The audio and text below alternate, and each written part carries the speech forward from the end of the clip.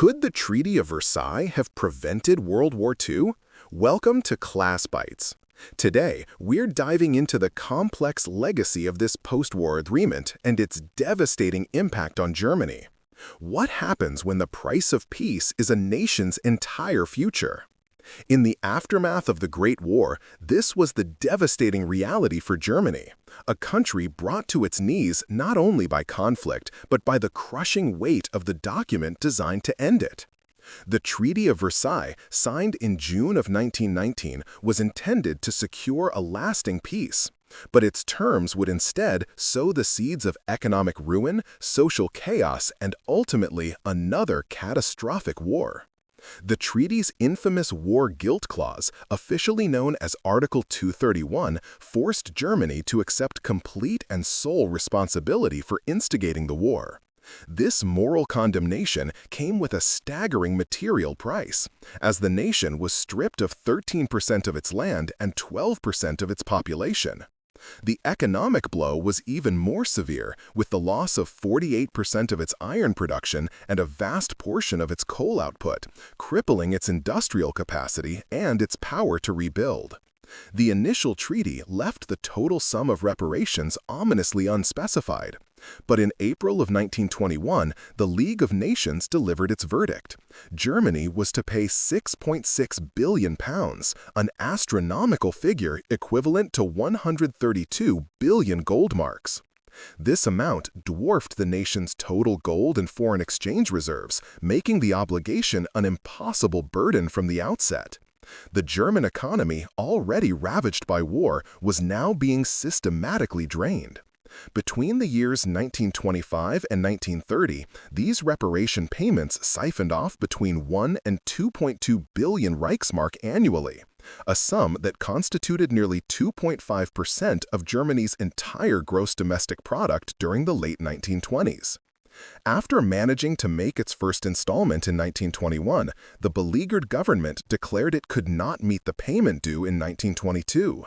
This default triggered a swift and punitive response. In January of 1923, French and Belgian troops marched into the Ruhr, Germany's industrial heartland, determined to seize goods as payment in kind. The German government, the Weimar Republic, urged the workers to engage in passive resistance and go on strike.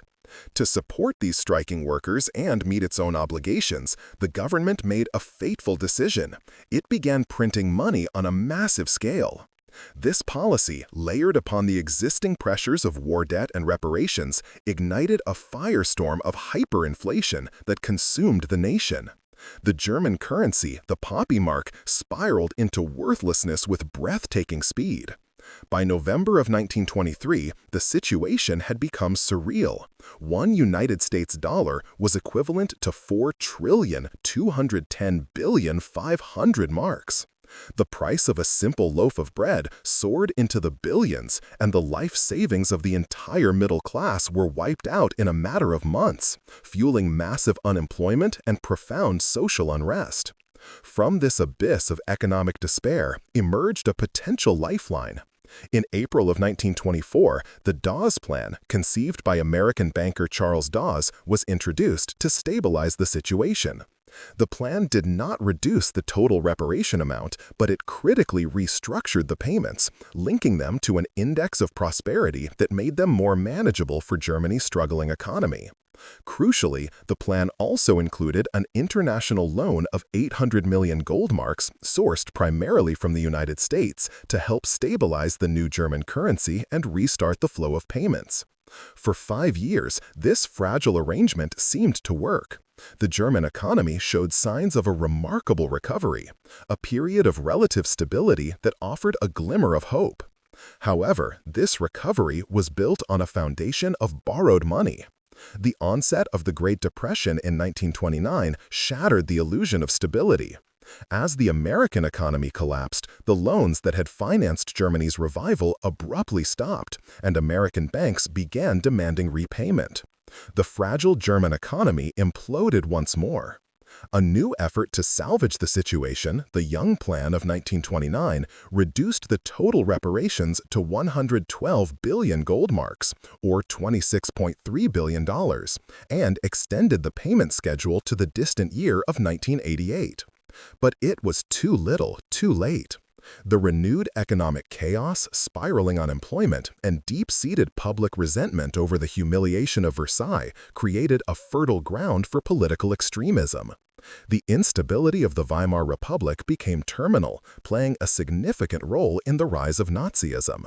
In 1931, reparations were suspended for 1 year, and following the Lausanne Conference in 1932, they ceased altogether.